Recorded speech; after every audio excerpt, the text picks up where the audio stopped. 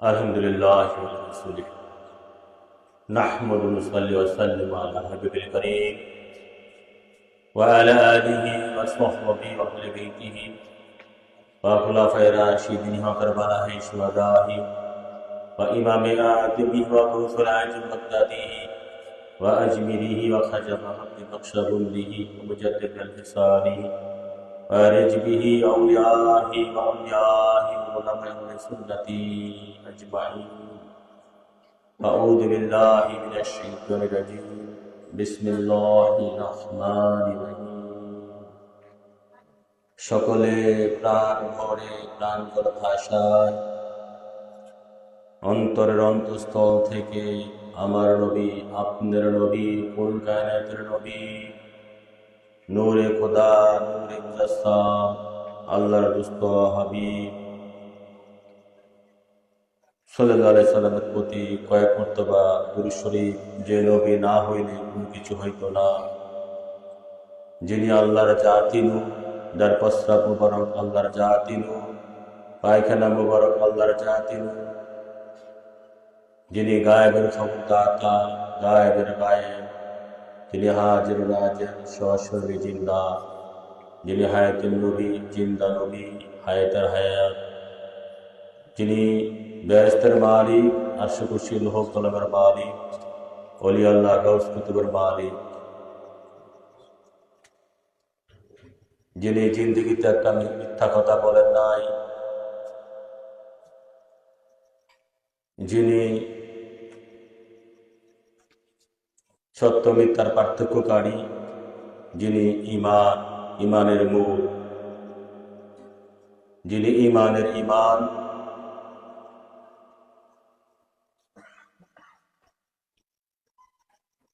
সেই নবীর প্রতি মহব্বতে অন্তর থেকে কয়েক মর্তবা দুরূদ শরীফ পড়ি। আল্লাহুম্মা সাল্লি আলা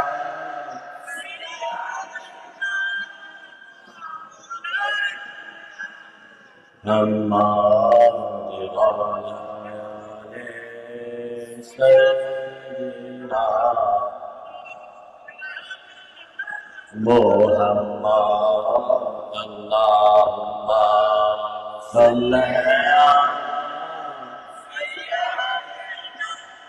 মাওলানা মুহাম্মাদ ওয়া আলা আলি মাওলানা মুহাম্মাদ। রে ভেবে দেখো মনে মনে তেমনি করছো নবীর শনে, রে ভেবে দেখো মনে মনে তেমনি করছো নবীর শনে, নইলে থাকবা রোজার শনে, নইলে থাকবা রোজার শনে। মুহাম্মদ ইয়া রাসূলুল্লাহ, আল্লাহুম্মা সাল্লি আলা সাইয়্যিদিনা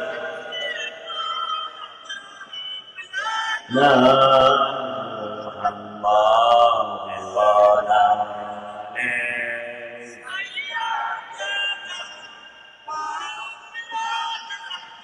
মুহাম্মাদ। আল্লাহুম্মা সাল্লি আলা সাইয়্যিদিনা মাওলানা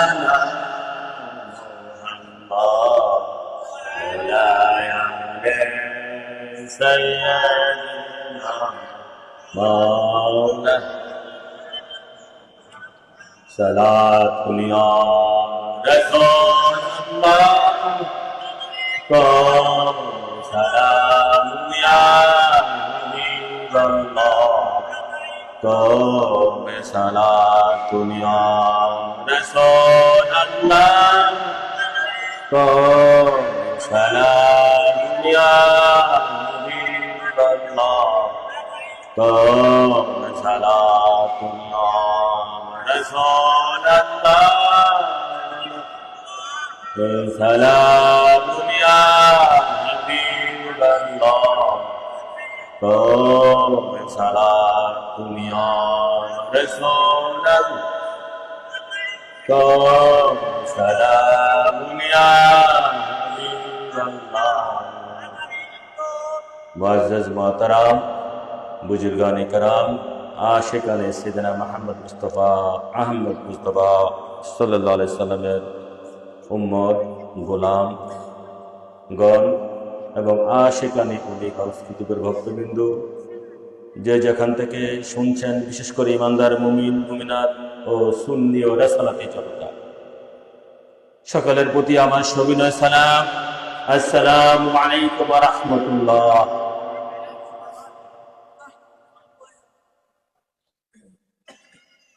আজকে বিশেষ করে আপনাদের লক্ষ্মীপুর এলাকা লাখাই থানার আল্লাহ রাসূলের দয়া আসতে পেরেছি, বসতে পেরেছি এবং ইমানি কিছু কথা আপনাদের সামনে বলার তৌফিক দান করলে কিছু বলবো। সেই জন্য আল্লাহ রাসূলের দরবারে শুকরিয়া জ্ঞাপন করি। সকলে বলি আলহামদুলিল্লাহ। আলহামদুলিল্লাহ ওয়া লিরাসূলিহি। আল্লাহর সাথে সাথে সমস্ত প্রশংসা আল্লাহর এবং তার রাসূলের। ভাইয়ের আমার, বাবার আমার, ওয়াজ নসিহত আমার পেশা না, আমার গবেষণা এবং লেখালেখি পেশা, আপনারা জানেন অনেকে। তো যেখানে আমি বয়ান করে থাকি, আমার বয়ান আলোচনা দুই ভাগে বিভক্ত। একটা হচ্ছে বর্তমান ওয়াজ নসিহতের কিছু প্রেক্ষাপট আলোচনা করা, ভূমিকা স্বরূপ বর্তমান ওয়াজ নসিহতের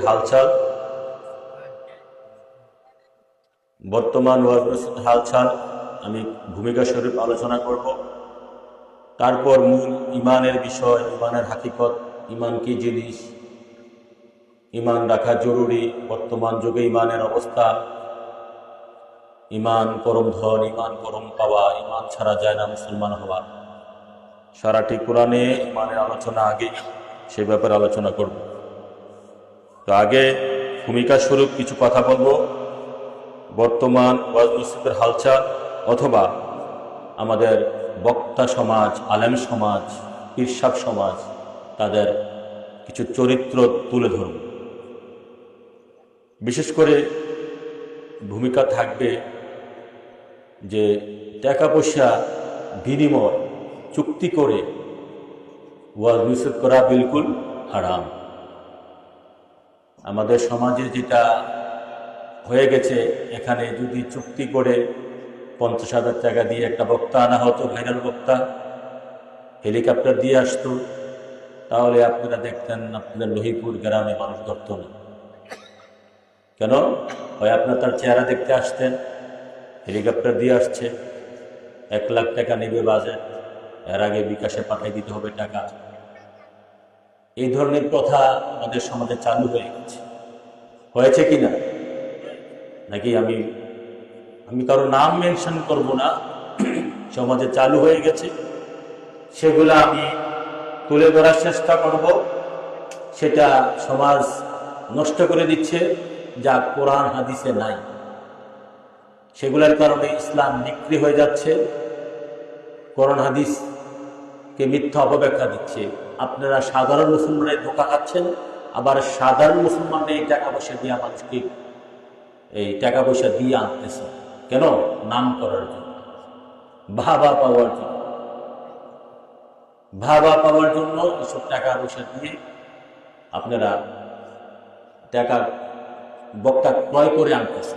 বদুল্লার মতো আপনারা বদুল্লাহ ক্রয় করে আনেন না, আমাদের দিকে দিন মজুর কর। বদুল্লাহ আনে, যেভাবে বলেন সেভাবে তাল মিলিয়ে ওয়াজ করে যায়, কোরআন হাদিসের কথা কয় না। বললেই কোরআন হাদিসের সত্য কথা বললে তো সে আগে নিজে ধরা, বক্তা আগে নিজে ধরা, কারণ সে নিজেই তো শুরুতেই এখানে কোরআন হাদিস অমান্য করে এসেছে। সে যে চুক্তি করে এসেছে, এটাই তো সে চরম ভুল করেছে। যে ব্যাপারে কোরআনে এখন প্রশ্ন, হুজুর যে কোরআন হাদিসে চুক্তির ব্যাপারে কোন জায়গায় আসছে, প্রশ্ন দলিলের প্রয়োজন আছে কিনা? দলিল আল্লাহ পাক কি বলে দেখেন, ওয়ালা তাশতারু বিআয়াতি সামানান কালিলা। কিছু কিছু আয়াত আমার মুখস্থ আছে, দেখা বলতেছি এই কারণে যে আপনাদের বিশ্বাসটা যাতে বাড়ে। এগুলা বাবারা বসো, যে বসতে যেখানে বসতে বসো, কেউ কথা বলবেন না, লড়াছড়া করবেন না, চাতক পাখির মতন শোনার চেষ্টা করেন, বোঝার চেষ্টা করেন, নিজেদের কাজে লাগবে।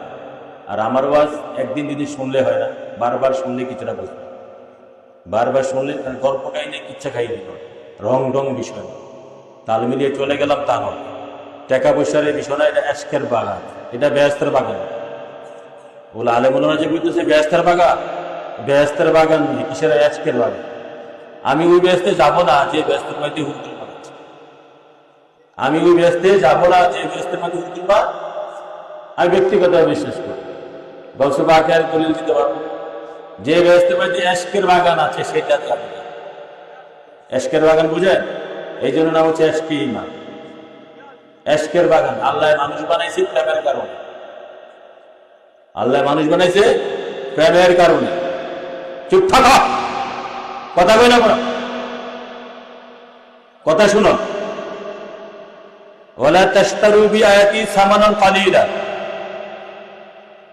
আল্লাহ কোরআনে বলছে সূরা ওয়ালা তাশতারু বিহি সামানান কালিলা, সূরা ইমরান 187 নম্বর আয়াত, সূরা বাকারা 41 নম্বর আয়াত, সূরা মায়েদা 44 নম্বর আয়াত। 3 জায়গায় আসছে কোরআনে, আরো আছে ওয়ালা তাশতারু বিআহাদিল্লাহি সামানান কালিলা।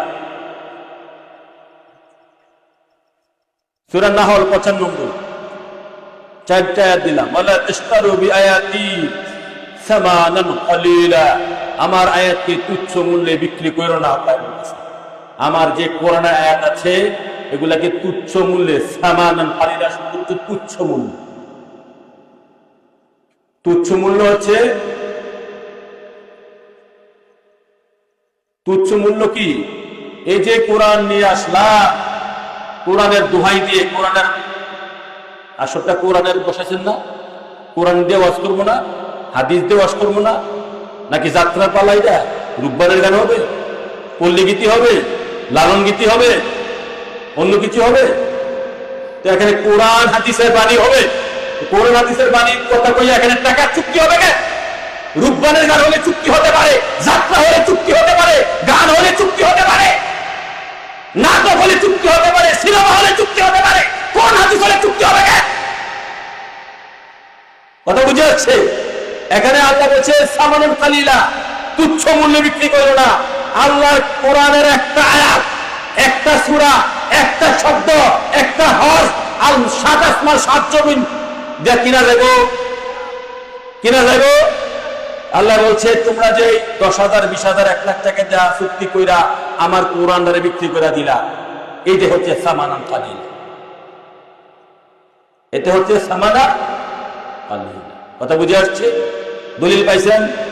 এখন যদি ঘুরে ফিরে কয় হে না, না, সুদা সাতটা সরল কথা, তুচ্ছ মূল্যে আমার আয়াতকে তোমরা বিক্রি করো। এখানে বিক্রি করা এইটাই বিষয়, ডাইরেক্ট আল্লাহ সুদা সাতটা সামানান কালিলা 4টা আয়াত দিয়েছে। এখানে যদি অন্য কিছু হতো তাহলে বিক্রি করা, চুক্তি করা যাইত।